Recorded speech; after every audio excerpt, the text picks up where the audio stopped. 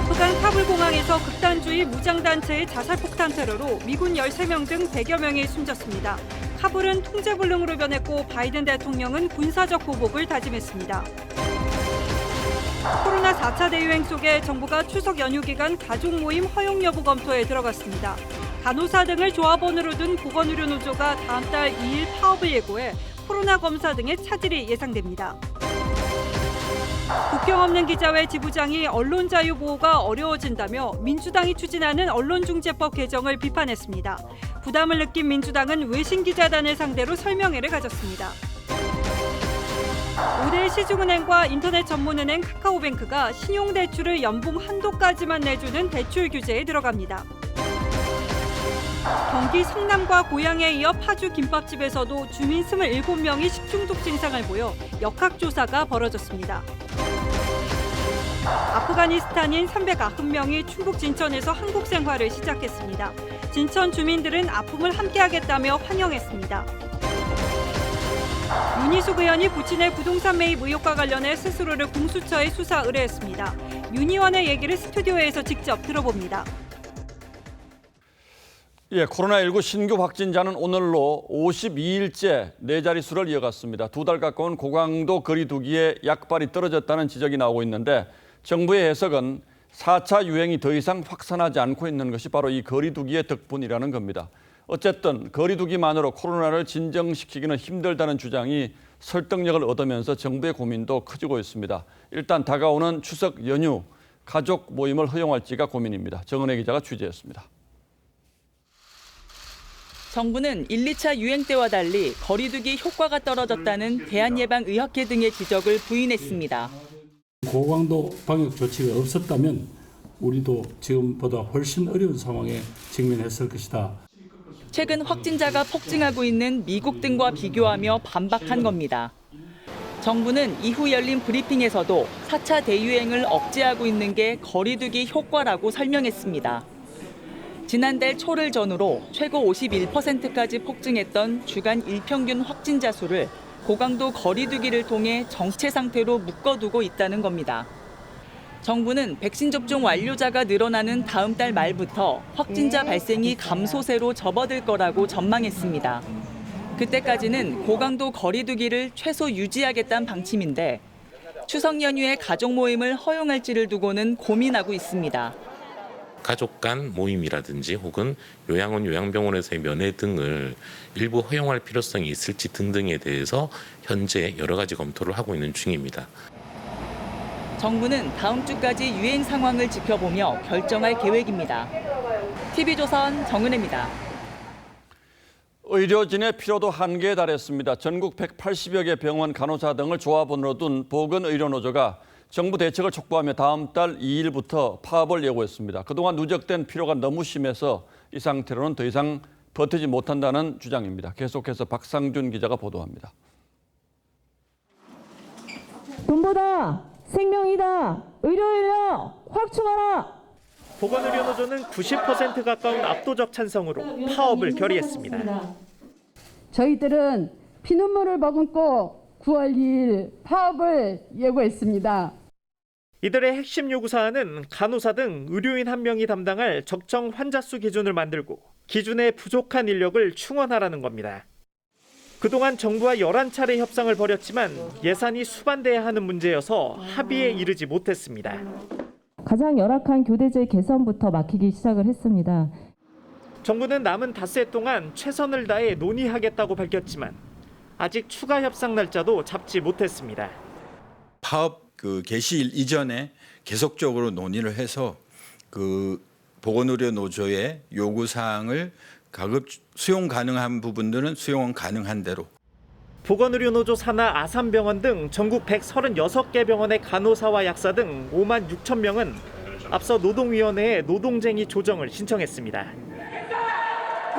1일까지 노정 합의가 도출되지 않으면 파업엔 응급실과 중환자실 등 필수 인력을 제외한 4만 명이 참여할 것으로 보입니다. 하지만 선별진료소와 코로나 전담병상 인력은 동참할 예정이어서 검사와 치료에 차질이 불가피합니다. TV조선 박상준입니다.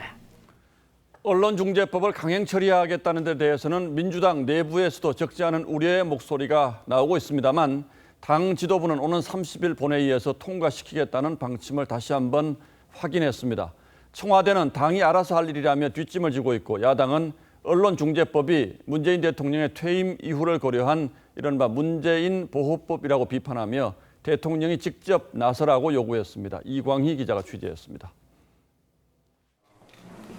민주당은 언론중재법 관련 상임위 소속 의원들과 연석회의를 갖고 송영길 대표는 노웅래, 이용우 등 강행 처리에 반대하는 의원들과 별도 면담도 했습니다.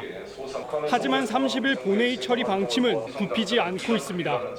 개혁 입법으로서 꼭 완수해야 된다는 그러한 사명감을 가지고 추진해온 법이고 우리가 입법기관으로서 주도해서 하는 법입니다.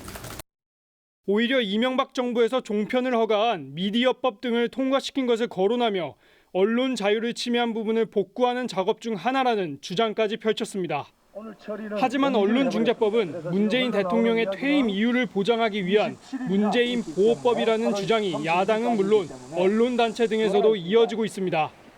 현직에 있을 땐 징벌적 손해배상을 청구할 수 없지만 퇴임 뒤엔 소송을 통해 각종 의혹 제기나 비판 보도를 차단할 수 있기 때문입니다. 앞으로 전직 대통령이 되실 문재인 대통령을 위하여 과연 이런 법을 만든 것이 아닌지. 청와대는 야당의 일반적인 주장이라며 국회가 논의할 일이라는 입장만 반복했습니다. 다만 내부적으론 속도 조절이 필요하다는 의견도 일부 있는 것으로 알려졌습니다. TV조선 이광희입니다. 국경 없는 기자회가 국내 사정을 잘 모르고 비판하는 것 같다는 민주당 송영길 대표의 발언이 논란을 빚자 민주당이 부랴부랴 외신 기자단을 불러 모아서 설명회를 가졌습니다. 국내보다는 국제 여론의 부담을 크게 느끼고 있다는 뜻이기도 합니다. 그렇다면 언론중재법에 대해서 외국 언론들은 어떻게 생각하는지 권은영 기자가 국경 없는 기자회 동아시아 지부장을 화상으로 만나 직접 물어봤습니다. 국경 없는 기자회 세드리크 알비아니 아시아 지부장은 오늘 TV조선과의 화상 인터뷰에서 언론중재법 논란을 자세히 파악하고 비판한 것이라고 했습니다.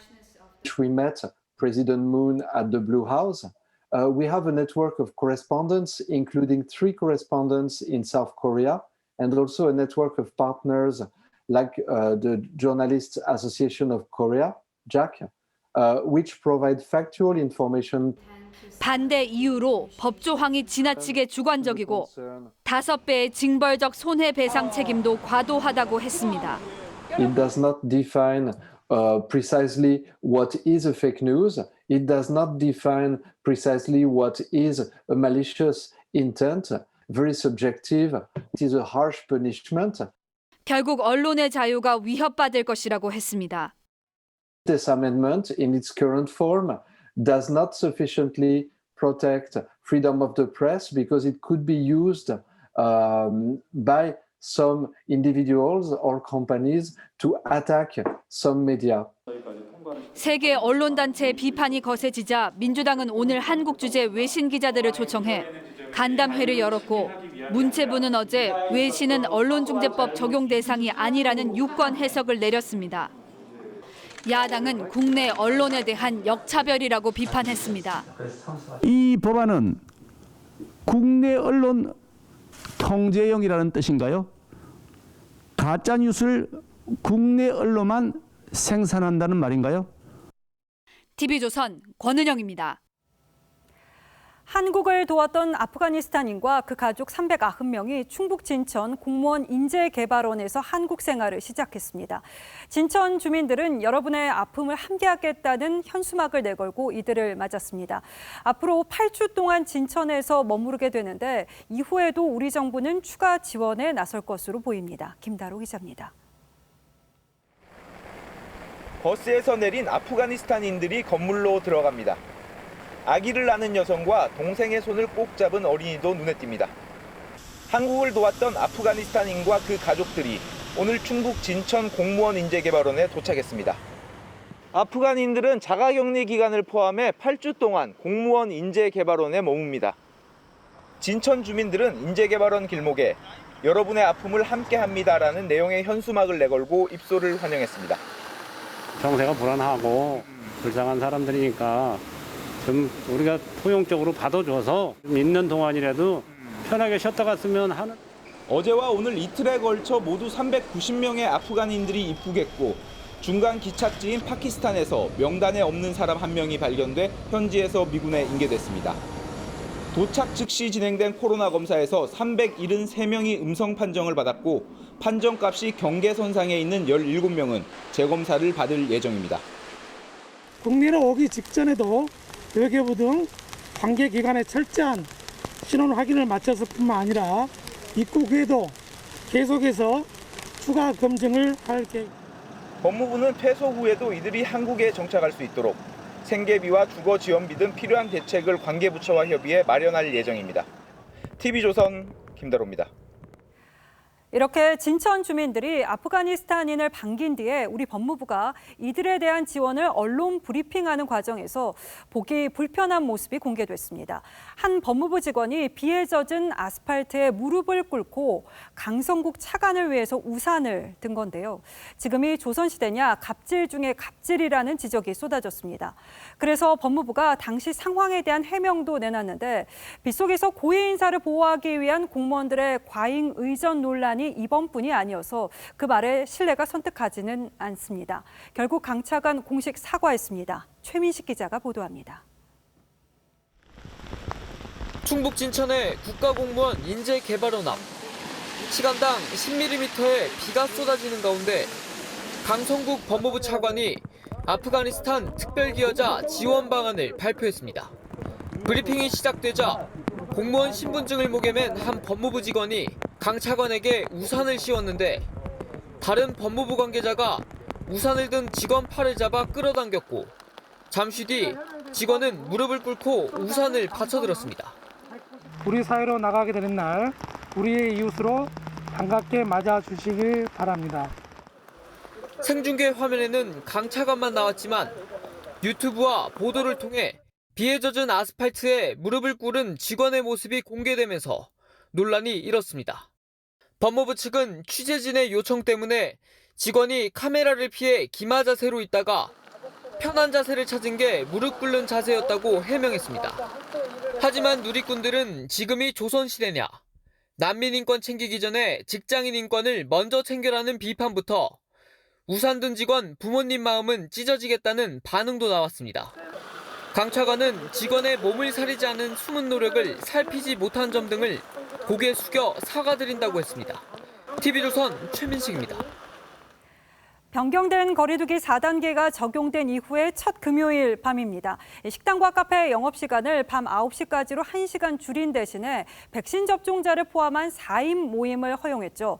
자영업자 근심을 좀 덜어줬을지 현장 연결해 보겠습니다. 자, 윤서아 기자, 가게 문이 다 닫힌 듯한데 현장 분위기 전해주시죠. 네, 서울대학가 대표 상권인 홍대 거리입니다. 밤 9시가 넘어서자 인근 가게와 주점에서 나온 손님들은 귀가를 서두르고 있고 장사를 마감하려는 상인들로 분주한 모습입니다.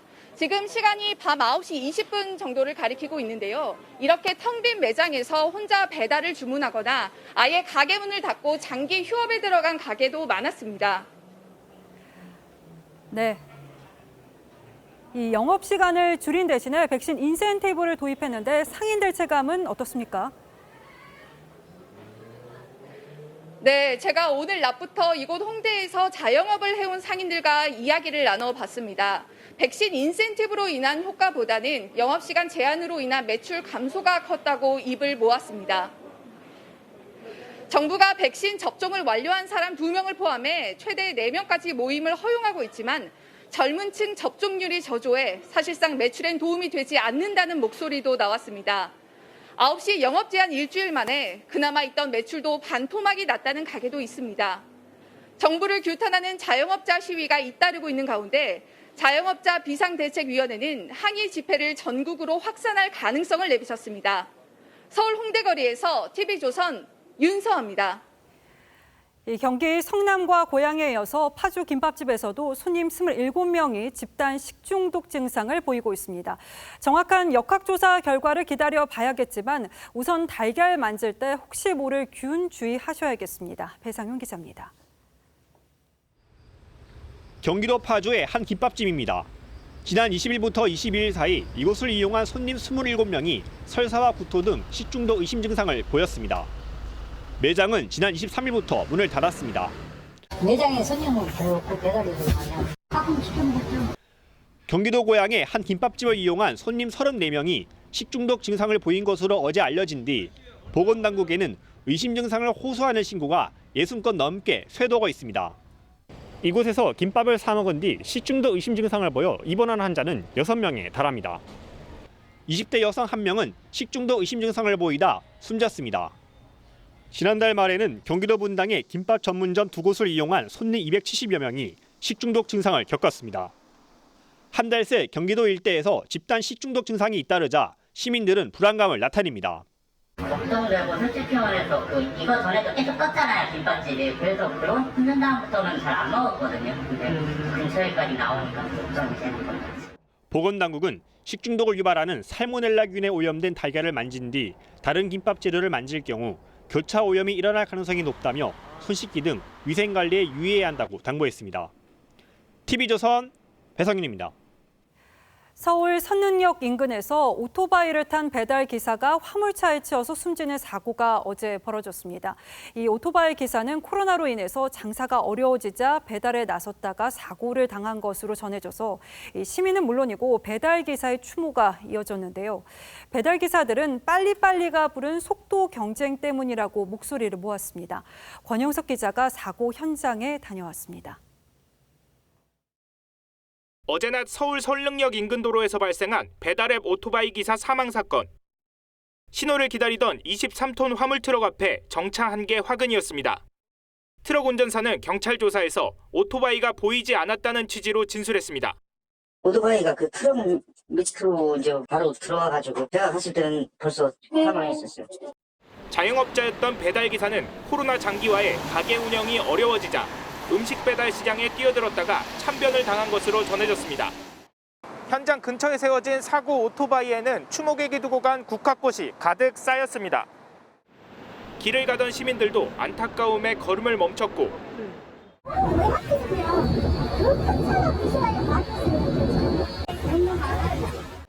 사고 현장을 지나던 배달 기사들도 남일 같지 않다며 추모에 동참했습니다. 빠르게 움직일 수밖에 없는 그런 구조를 가지고 있는 게 현실이죠. 우리 사회 전체가 너무 빨리빨리의 경쟁 속에서 배달 노동자 단체들은 노동자들이 안전하게 일할 수 있는 환경을 마련해달라고 요구했습니다. TV조선 권영석입니다. 네, 치솟는 집값의 기세가 좀처럼 잡히지 않자 정부가 수도권 외곽인 동두천까지 규제 지역으로 추가 지정했습니다. 하지만 정부도 올해와 내년은 공급이 부족하다는 점을 인정하고 나설 정도여서 규제 정책이 단기간에 효과를 내기는 어려울 것으로 보입니다. 지선욱 기자입니다. 경기도 동두천의 19년차 아파트 단지. 전용 80제곱미터형 실거래가가 올해 1월 1억 6천만 원에서 이번 달 2억 8천만 원으로 75%나 올랐습니다. 비규제 지역으로 세금 부담이 적은 데다 공시가격 1억 원 미만으로 취득세도 중과되지 않아 투자자들이 몰렸습니다.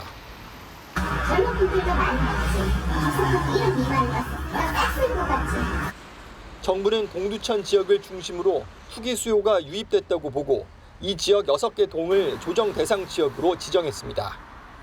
다만 창원시 의창구 일부 지역은 투기 과열지구 지정을 해제했습니다.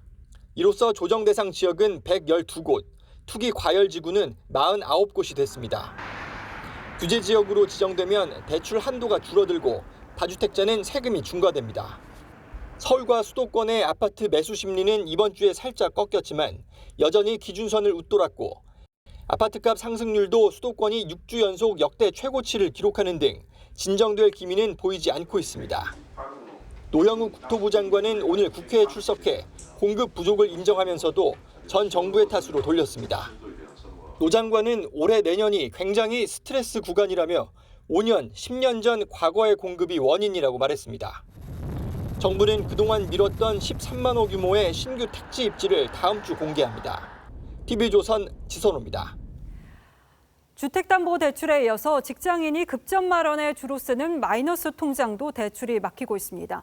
5대 대형 은행과 국내 최대 인터넷 은행이 대출을 연봉 이내로 축소하기로 한 건데요. 어제 인상한 한국은행 기준금리 여파가 아직 시장에 적용되지 않은 상황에서 주택담보대출 금리는 2년 만에 최고치를 찍었습니다. 이태영 기자가 보도합니다. 최근에 굉장히 많이 늘었기 때문에 이 증가 폭과 증가 속도 이 두 부분에 있어서 관리가 시급하게 필요한. 은행들이 정부 권고에 따라 개인 신용대출 한도를 연소득 이내로 줄인 곳은 NH농협은행을 비롯해 2곳. 여기다 우리와 신한, 카카오뱅크는 다음 달부터 한도를 줄이기로 했고 KB국민은행도 권고에 따른다는 방침입니다. 5대 대형은행과 국내 최대 인터넷은행이 모두 대출 옥죄기에 동참한 겁니다. 금융당국에서 대출이 워낙에 지금 많이 되어 있다 보니 대출 한도를 축소하라 또는 한도를 제한적으로 운영하라라는 권고가 계속 있다라고. 대출 금리는 잇따라 최고점을 경신하고 있습니다. 주택담보대출 금리는 2년 2개월, 신용대출 금리는 1년 8개월 만에 최고점을 기록했습니다. 여기다 인상된 기준금리는 다음 주 은행들의 대출 금리에 영향을 끼치게 됩니다. 신혼부부로서 중도금 대출을 받고 있는데 금리가 계속 인상이 되니까 저 역시 그냥 서민으로서 이제 앞으로 이 돈을 또 어떻게 갚아야 되는지. 연내 기준금리 추가 인상이 유력한 가운데 금융당국은 일정을 앞당겨 원금과 이자 상환 능력을 따지는 DSR 규제 강화까지 검토하고 있어 당분간 시장의 불안은 커질 전망입니다. TV조선 이태형입니다. 예, 다음 뉴스입니다. 민주당 대선 경선의 첫 이정표가 될 충청 권역에서 여당 대선 주자들이 TV 토론을 벌였습니다. 충청의 사위다, 보온 등을 앞세우며 행정 수도 이전 공약에 대해서는 한 목소리를 냈는데 후보 간 검증 시간이 돌아오자 다시 날을 세웠습니다. 최지원 기자가 자세히 들어봤습니다. 충청의 사위 인사드립니다. 처갓집에 오니까 마음이 편합니다. 충청의 선택으로 김대중 노무현 문재인 대통령이 탄생했습니다. 그 은혜를 제가 보답하겠습니다. 대전에서 열린 더불어민주당 TV토론회는 후보들의 충청 구애로 시작됐습니다. 세종특별시 승격, 첨단 산업벨트 조성, 혁신도시와 지방대학 육성, 광역전철 구축과 공공기관 이전 등 충청 표심을 잡을 공약들을 쏟아냈습니다. 대법원과 법무부, 대검찰청을 대전 충청 지역으로 이전하겠습니다. 육군 사관학교를 충청으로 아예 이전시켜서 충청 지역 발전에 모티브로 삼겠다. 행정수도 세종 이전에 대한 과거 발언을 놓고 설전도 오갔습니다. 과거에 행정수도에 대해서 좀 반대하신 것으로 알고 있거든요. 그런데 최근에 다시 이제 찬성으로 입장을 바꾸시고. 저는 행정수도를 반대한 적이 없습니다. 이재명 후보가 과거 선거법 위반 재판에서 변호사 수임료를 받지 않은 게 김영란법 위반 아니냐는 공방도 있었습니다. 이낙연 후보는 심각한 문제라며 사실관계를 따져 물었고 이재명 후보는 사생활 문제라고 방어했습니다. 영남판 김영란법 시행 때 이재명 후보께서는 공직자에게 청년만큼 중요한 게 없다. 무료 변론 시비가 나온 것은 그 말씀과 배치되고요. 제 개인 사생활에 관한 것이어서 구체적으로 말씀드리는 것은 적절치 않는 것 같습니다. 코로나19 확진자와 접촉해 자가격리 중인 정세균, 김두관 후보는 온라인으로 토론회에 참석했습니다. TV조선 최지원입니다. 야당 경선에서는 여론조사에서 여당 지지자를 제외하는 이른바 역선택 방지 룰이 뜨거운 쟁점으로 떠올랐습니다. 최근 호남 지역 여론조사에서 홍준표, 유승민 두 후보가 상위권에 오른 결과들이 나오면서 여권의 지지층들이 진짜 역선택을 한 것인지 아니면 두 후보의 확장성이 증명된 것인지 공방이 뜨겁습니다. 이태희 기자가 취재했습니다. 호남 지역에서 보수 진영 대선 후보로 누가 적합한지 물었더니 홍준표 후보가 18.5%, 유승민 후보가 16.8%로 지지가 많았습니다. 반면 전국 단위에서 선두를 달리는 윤석열 후보는 3위권이었습니다. 여권 강세 지역에서 이른바 역선택을 한 결과란 해석이 나왔지만 홍준표 후보는 투표를 영남 사람만 하느냐며 확장성을 강조했습니다. 국민 전체를 보고 대통령을 하는 것이지 일부 지역 국민을 보고 대통령 하는 것은 그건 아니거든요. 대구를 찾아 보수 위기에 대해 사과한 유승민 후보도 단호한 입장을 보였습니다. 그 방지 조항을 넣자고 입을 닫든지 최고위원을 그만두든지. 보수층 지지율이 상대적으로 높은 최재형 후보 측이 민주당처럼 역선택 방지 조항을 강조하고 있는 가운데 윤석열 후보는 선관위 결정을 지켜보겠다며 말을 아꼈습니다. 선관위에서 합리적으로 할 것으로 기대하고 있습니다. 정홍원 선관위원장은 후보와 전문가들의 견해를 두루 들어본 뒤 결정하겠다는 입장입니다. 다 다른 걸로는 알고 있습니다. 그래서 그런 의견들을 좀 먼저 이렇게 좀 수렴하는. 여당 지지자를 제외할지 여부는 다음 달 15일 1차 컷오프를 위한 여론조사 일주일 전쯤 결정될 전망입니다. TV조선 이태희입니다. 야당 의원들의 부동산 투기 의혹을 조사했던 국민권익위가 열린민주당 김의겸 의원에 대해서 기존에 알려졌던 업무상 비밀 이용뿐 아니라 특혜 대출 의혹도 수사 의뢰한 것으로 확인되었습니다. 김 의원은 청와대 대변인 시절 은행 대출 10억 원을 포함해 16억 원을 빌려서 흑석동 상가를 매입했고 대출 과정에 특혜가 있었다는 시비가 있었죠. 하지만 검찰은 2년 넘게 결론을 내지 않고 있는데 권익위로부터 수사 의뢰를 받은 경찰이 어떤 결론을 내릴지 주목됩니다. 윤수영 기자가 취재했습니다. 김의겸 의원은 청와대 대변인이던 지난 2018년 흑석동 상가를 25억 7천만 원에 매입했습니다. 당시 김 의원은 매입 자금의 60%가 넘는 16억 4천여만 원을 대출받았는데 이 가운데 10억여 원을 은행에서 빌렸습니다. 김 의원이 대출받은 은행은 흑석동과 떨어진 마포 성산동 지점으로 김 의원의 고등학교 후배가 지점장으로 있었습니다. 당시 야당은 상가를 3개만 임대할 수 있는 건물에 10개가 가능한 것처럼 서류를 꾸며 한도를 초과한 대출을 받았다며 청와대를 등에 업은 권력형 비리라고 주장했었습니다.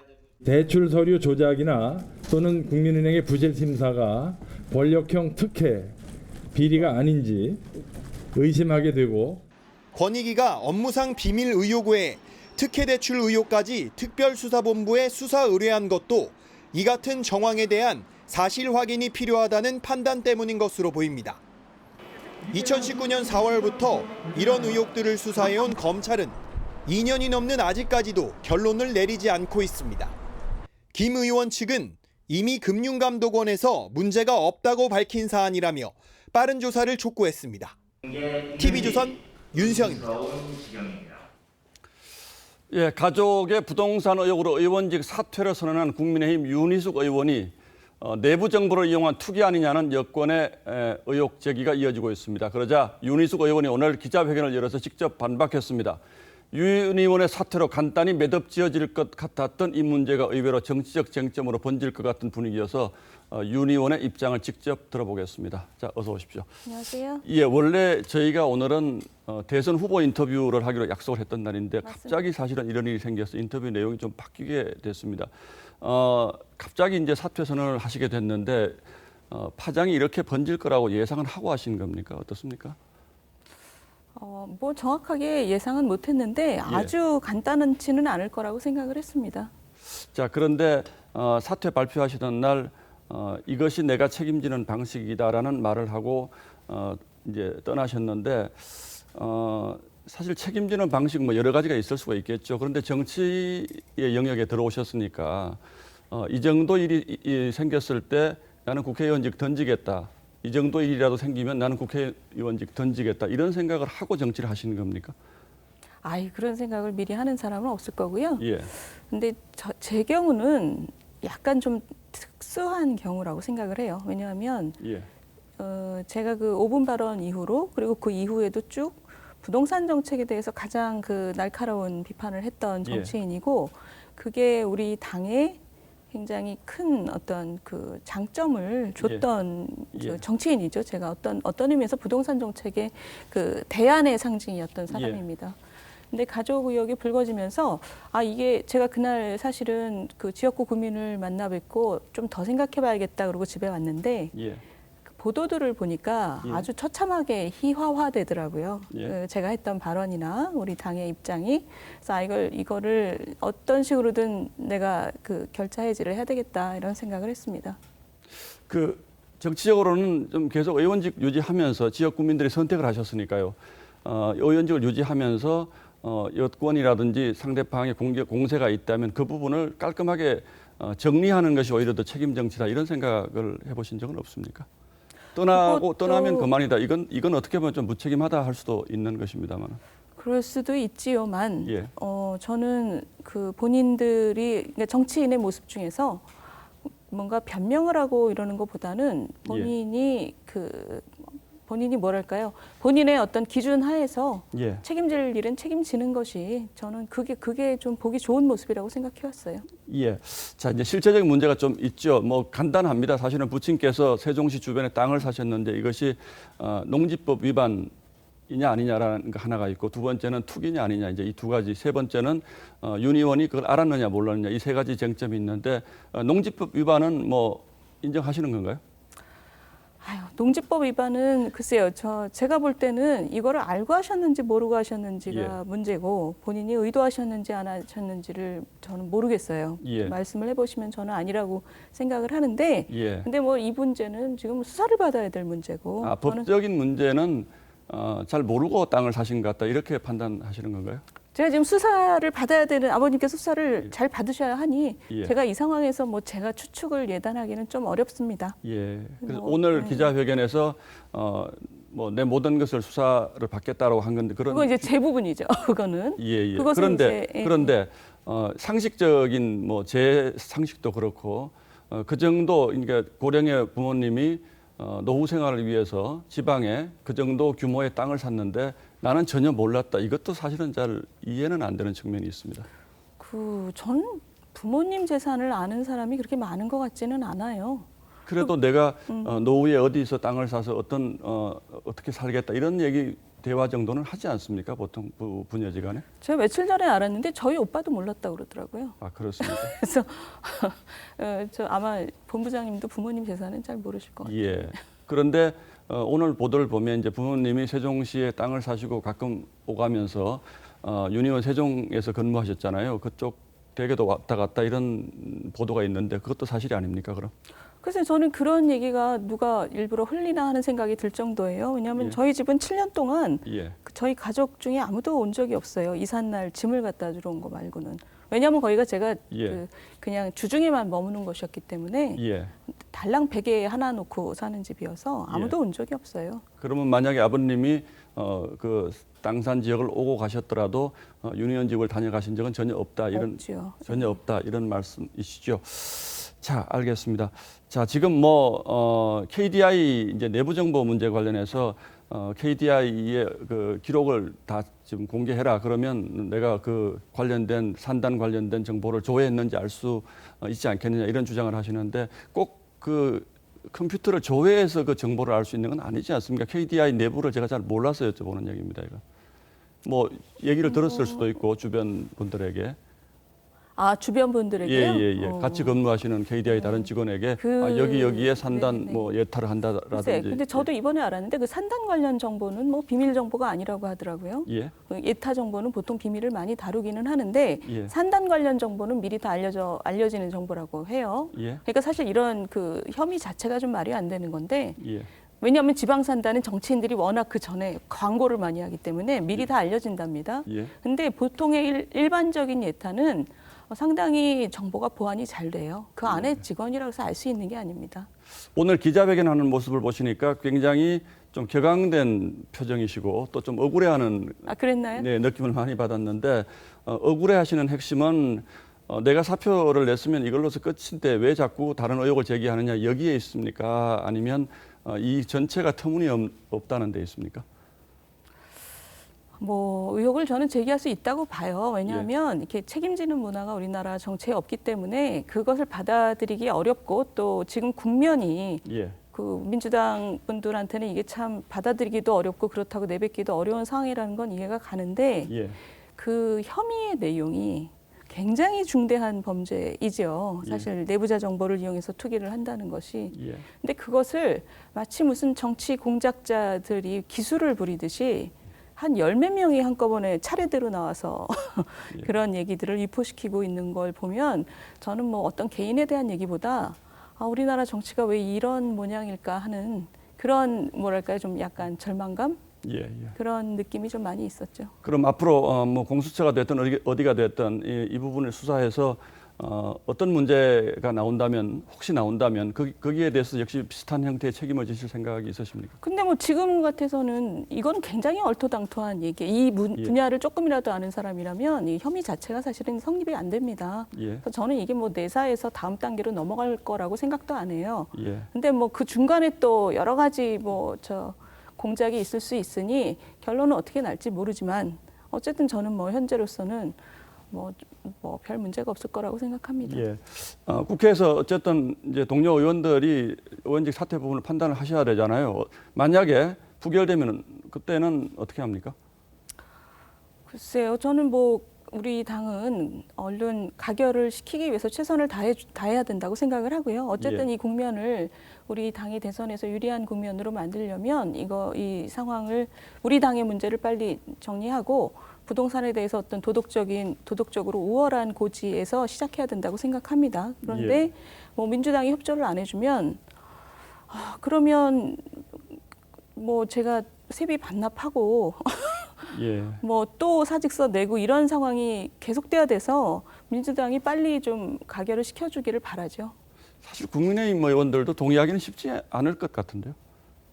그러니까 거기서 좀 대승적으로 사고하셔야 된다고 생각해요. 저는 우리 당이. 저에 대한 것은 정말 편하게 생각하시고 대선에서 좀 유리한 고지를 차지하기 위해서 빨리 상황을 정리하고 단호한 모습으로 앞으로 나가야 된다고 생각을 합니다. 그렇게 해주시는 게 하여튼 저한테도 오히려 좋고 그래야지 저도 밖에서 또 할 일 하면서 당을 돕지요. 알겠습니다. 오늘 뭐 사실 나오시기가 좀 어려웠을 거라고 생각을 하는데 이렇게 나와서 자세하게 말씀해 주셔서 고맙고요. 앞으로 뭐 상황이 어떻게 전개될지는 저도 잘 모르겠으니까 좀 지켜보고 또 앞으로 궁금한 게 있으면 또 물어보도록 하겠습니다. 자, 오늘 이렇게 나와 주셔서 고맙습니다. 감사합니다.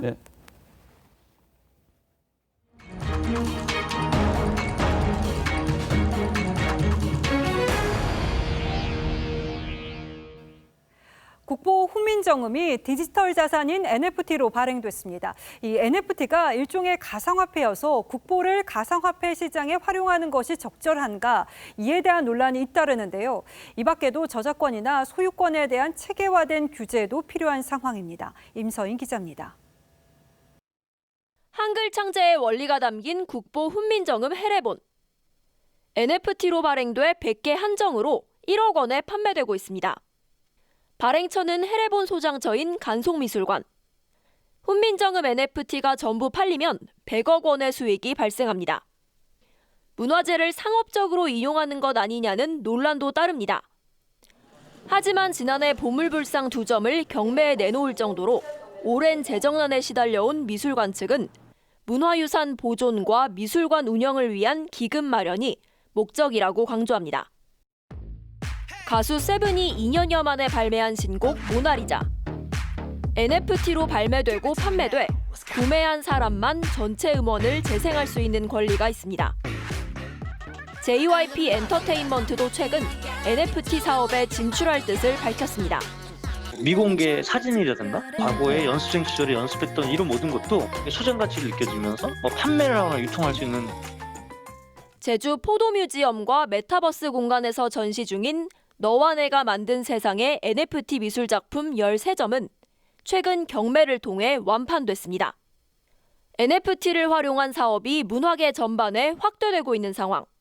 NFT를 새로 구입하신다라고 하면은 NFT를 발행하는 곳이 NFT를 발행할 수 있는 정당한 권리가 있는지 잘 확인해 보셔야 되고, 저작권과 소유권의 경계 등이 아직 정리되지 않은 새로운 시장인 만큼 구입할 때 신중한 태도가 필요합니다. TV조선 임서인입니다.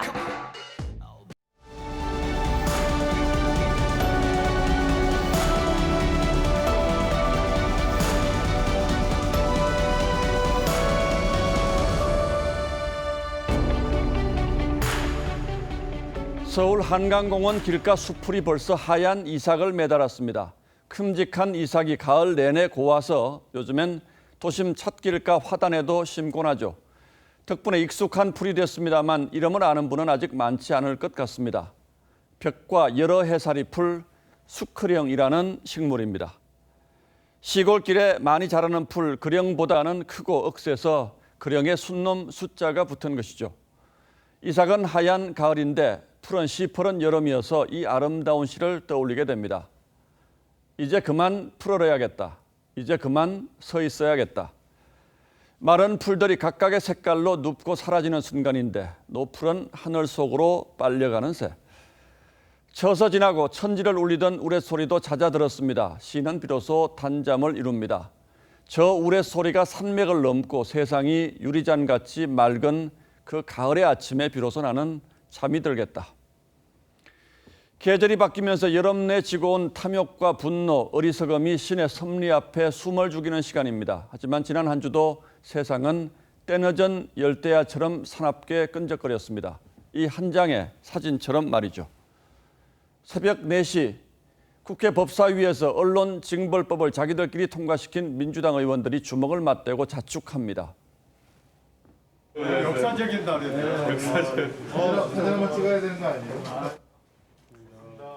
역사적인 날 맞습니다. 일당 권력의 언론 압제를 상징하는 장면으로 역사의 길이 남을 테니까 말이죠. 게다가 한술 더 떴습니다. 명백한 고의 또는 중과실이 있을 때라는 단서 조항에서 명백한을 마지막 순간에 삭제해버린 겁니다. 입법이 무슨 장난도 아니고 무분별한 배상 소송을 부추기는 행태입니다. 그래서 또 이 장면을 다시 떠올립니다. 지난해 임대차법을 비롯한 부동산법 13개를 단독 처리한 민주당 원내대표가 주먹을 휘두르며 환호합니다. 그러더니 재보궐선거를 앞두고는 집값 폭등 앞에 무기력했다며 허리 굽혀 사죄했습니다. 다시 한번 기회를 달라는 호소를 드리기 위해서 이 자리에 섰습니다. 임대차법이 불러온 전월세 폭등과 전세 난민 행렬은 여러분들이 다들 아시는 대로 그리고 보시는 대로입니다. 그러고도 거대 여당은 또다시 의사봉을 두드려대고 있습니다. 한 번 잘못 만들어진 법은 되돌리기가 더 어려운 법입니다. 국회의원은 그만두면 그만이지만 잘못된 법이 양산한 피해자는 누가 책임집니까? 강력한 화살도 날아가다 힘이 다해 얇은 비단조차 뚫지 못하고 세찬 바람도 결국엔 깃털조차 날리지 못합니다. 하늘을 찌를 듯 호령하던 권력도 때가 되면 기울게 마련이죠. 하지만 세상에는 그 간단한 이치조차 못 보는 사람들이 너무나도 많습니다. 8월 27일 앵커의 시선은 이제 그만 제발이었습니다.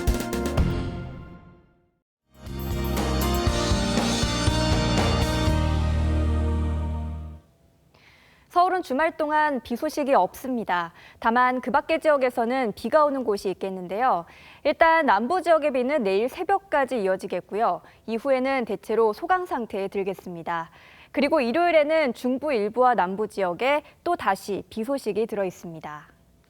한낮에는 아직 더운 기온이 남아있는데요. 특히 남부 지역을 중심으로 주말 동안 30도 이상 기온이 오르겠습니다. 더위에 습도까지 높아서 음식이 상하기 쉬운 날씨입니다. 식중독에 유의하시기 바랍니다.